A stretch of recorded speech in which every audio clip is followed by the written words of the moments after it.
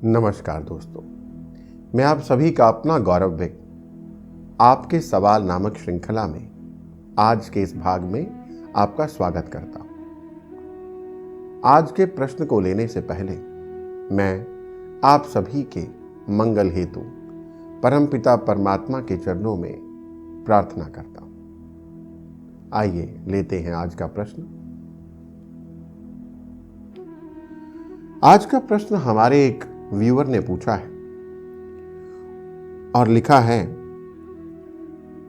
कि लगभग सबके जीवन में कष्ट है, परंतु जब ये कष्ट आध्यात्मिक पथ पर चलने वाले या किसी हीलर, मेडिटेटर के जीवन में आते हैं तो उसको देख करके बाकी लोग भी डिमोटिवेट हो जाते हैं, संदेह से भर जाते हैं, डाउट आते हैं कि क्या यह रास्ता सही है या यह व्यक्ति साधारण व्यक्ति से कैसे अलग है।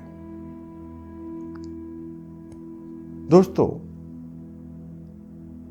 ये प्रश्न केवल इनके भीतर नहीं है, ये प्रश्न हम सबके मन में उठता है,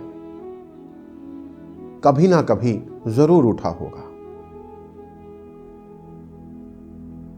मैं यहां पर यह बताना चाहूंगा कि कष्ट दो कारण से जीवन में आता है। पहला, किसी कर्म के कारण, पुराने कर्मों का प्रक्षालन जब होता है तो जीवन में कष्ट, अलग अलग तरह के कष्ट के रूप में, जैसा कर्म था वैसा ही कष्ट आ जाएगा। दूसरा, जो हमारे जीवन में तकलीफ आती है वो किसी चैलेंज के रूप में आ सकती है। एक आत्मज्ञानी के जीवन में भी तकलीफें आती हैं, परंतु उसके पास जो रीजन होता है वो कर्म नहीं बल्कि एक चैलेंज होता है, क्योंकि वो उस चैलेंज को कैसे ओवरकम करेगा, वही ओवरकम करते करते वो संसार को दिखाता है, संसार को सिखाता है, अन्य आत्माओं को प्रेरित करता है कि कष्ट आए तो उस कष्ट के समय में कैसे व्यवहार करें, कष्ट को कैसे फेस करें, कष्ट जो चैलेंज है उसको कैसे ओवरकम करें, उससे कैसे बाहर आए। इसलिए आत्मज्ञानी और साधारण व्यक्ति की बात करें तो उन दोनों के जीवन में आ तो कष्ट ही रहा है, चाहे वो बीमारी के रूप में आ रहा है, वो फाइनेंशियल इश्यूज के रूप में आ रहा है, या किसी भी और कारण जो सतह पर दिखने वाला कारण सेम हो सकता है। जैसे दो व्यक्ति घर से पैदल दुकान पे जाना शुरू हो गए, स्कूटर छोड़ दिया। अब देखने वालों को यही लग रहा है कि दोनों सेम काम कर रहे हैं, दोनों घर से दुकान पर पैदल जाने शुरू हो गए, स्कूटर पर नहीं जाते, परंतु दोनों के पास रीजन अलग अलग है। जब एक से पूछा गया कि तुम पैदल क्यों जाते हो तो उसने कहा कि पेट्रोल इतना महंगा हो गया है भैया, दुकान पर जाएंगे तो कैसे इतना पेट्रोल हम खर्च करें, इतना खर्चा करके जाएं, इतना महंगा पड़ता है।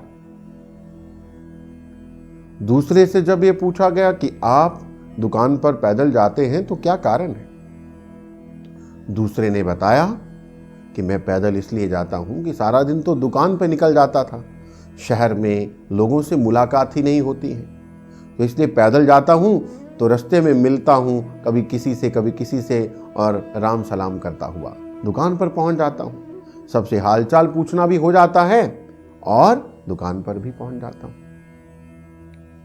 अब दोनों के पास कारण अलग है। इसी तरह से एक आत्मज्ञानी के जीवन में भी कष्ट है, साधारण व्यक्ति के जीवन में भी कष्ट है। सतह पर देखेंगे तो एक जैसे लगेंगे, परंतु आत्मज्ञानी के पास कारण अलग था।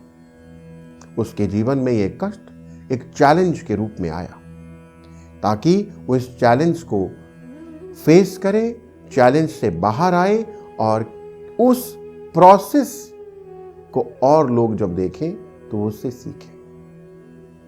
वो एक टीचर के रूप में काम करता है अनेकों अन्य आत्माओं के लिए। वेराज साधारण व्यक्ति के जीवन में कर्म कर्म कर्म कर्म का प्रक्षालन चल रहा है। इसलिए दोस्तों, डिमोटिवेट नहीं होना, बल्कि चीजों को सिर्फ सतह पर नहीं देखना, उसकी गहराई को समझना। संदेह बहुत बुरी चीज है। मैं नहीं कहता कि संदेह नहीं होना चाहिए, परंतु संदेह में आप अपनी यात्रा को रोक लें तो यह बहुत बड़ा नुकसान हो जाता है। इसलिए आत्मज्ञानी हो, आत्मज्ञान पाएं, ध्यान करें। ध्यान से शक्ति मिलती है, ज्ञान मिलता है स्वाध्याय करने से, और चेतना का प्रसार सज्जन सांगत्य से होता है। अच्छे लोगों के साथ रहें। अच्छे लोगों के साथ रहेंगे तो आपकी चेतना का भी विस्तार होगा, चेतना एक्सपैंड होगी, ऊपर की ओर बढ़ेगी। राइट माइंडेड लोग, राइट माइंडेड पीपल, उनको ढूंढिए, सज्जन की संगति कीजिए, ताकि संदेह जब मन में आए तो मन आप पर हावी ना हो जाए।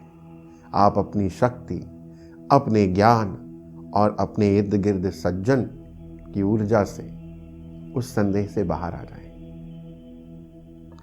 आशा करता हूं कि इस प्रश्न का उत्तर न केवल प्रश्न पूछने वाले बल्कि अन्य अनेकों तक पहुंच गया होगा।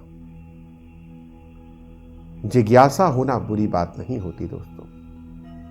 जिज्ञासा आत्मा का मूल गुण है। इसलिए आपके मन में भी यदि कोई प्रश्न है तो वो हमें भेजें। हम कोशिश करेंगे उस प्रश्न को अपने इस श्रृंखला में शामिल करें और उस प्रश्न का उत्तर आपके साथ साथ और अनेकों व्यूअर्स को भी दें। धन्यवाद। आनंदित रहें।